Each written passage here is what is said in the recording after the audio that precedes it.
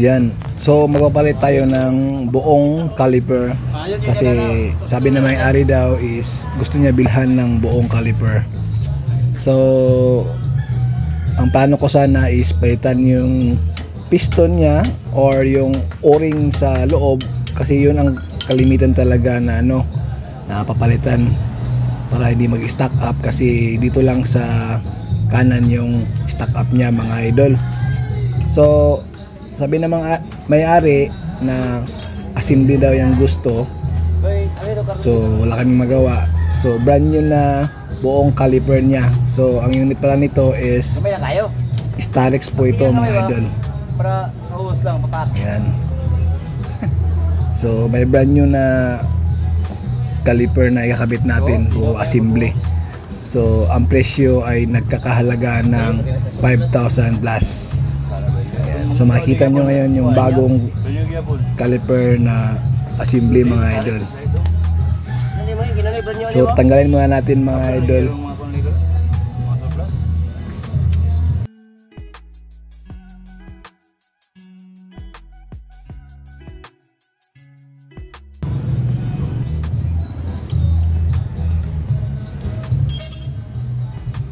Bet ko cellphone ba? Gagas ko eh. Video ni mo kanang mag-inom ta kada po. Tagalan na ano dosiyo. Hello guys, ito po nangyayari guys. Ito ang walang kain-kain ni malasing. Ganito ang iyong gagawin. Kahit walang batak. Oh. Yung hindi bumbata ka, kaibaga. Basta tayo. Tayo ko daw kundi. Tama yung buong piro. Oh, simdi man yung ikan. Takap daw. So ito na yung bago na caliper niya assembly mga idol. So ito yung ikabit natin yan So nasa 5,000 yan mahigit. Ayan. Assembly yan. So sureball na yan, walang stock up yan kasi bago. Ay pila to nung chip.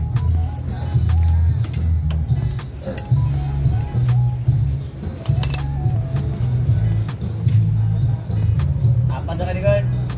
Wala kayo ulit inyo ang balay.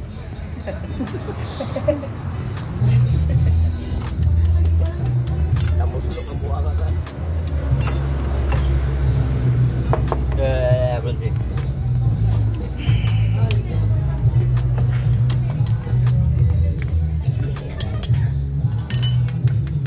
Break, awa mo dulu na break.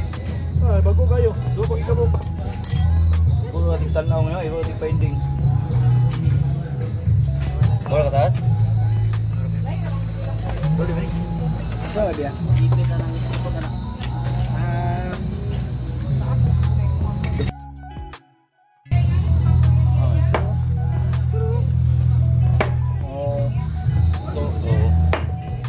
Oh ya.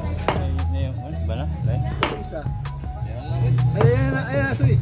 Ayo nanti Pak. Out. Di. 165. Kung wala mo na siya, magsaba mo ni. Kuha na mo.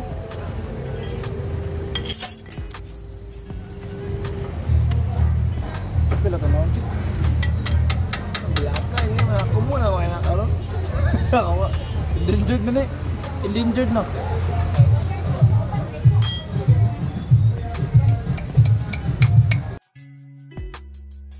Caliper.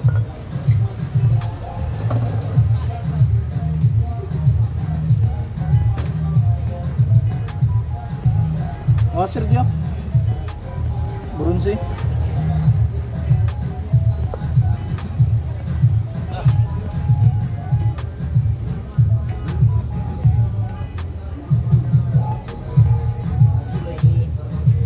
Pass forward muna tayo.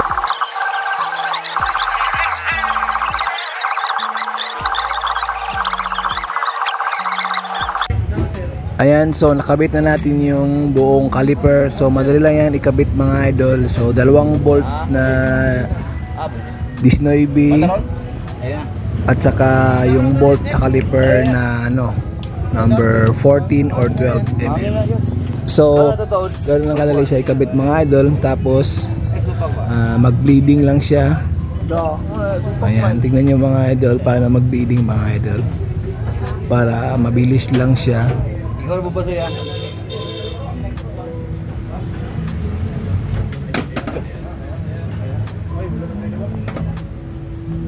Sige. Dagan mapuloy dia. Ya, sige. So buksan yung bleeder kahit konti lang, tapos apakan mo yung preno doon. Ayan. So makikita nyo ngayon mga idol, binubombahan na siya. Ayun, so may lumabas na siya na brake fluid hanggang sa lumakas yung pressure niya. Ayan, pag lumakas na siya yung pressure, ayan, isarado natin. Ayan. So, bombahin ulit at saka bleeding tayo ulit para mas pressure na siya, lalabas siya.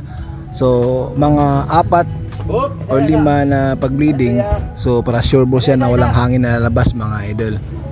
Nasa inyo yan, 3, 4, 5. So kayo nang bahala mga idol, basta malakas yung pressure at wala nang ano, para hindi malalim yung preno. Good. Ba.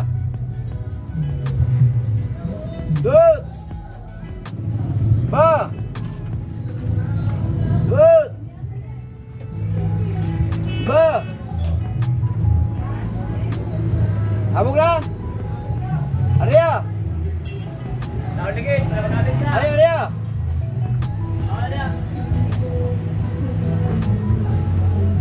Yan, so okay na siya mga idol, wala nang stock up mga idol. Yan. Tapos na siya, ikakabit natin yung gulong mga idol para ma-road test na ng may-ari mga idol. So yun lang mga idol.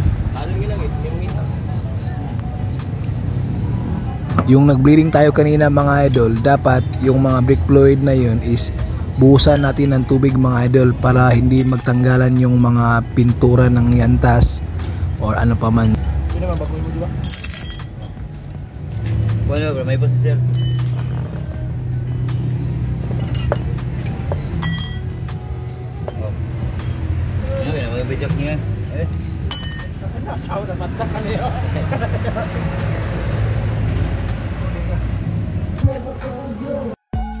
So okay na siya mga idol. So papalabas na yung Starix natin. Ayan, so ni-road test na siya. So okay na yan mga idol. Kapit na yan. Hindi na yan stock up mga idol. So yun lang. Thank you.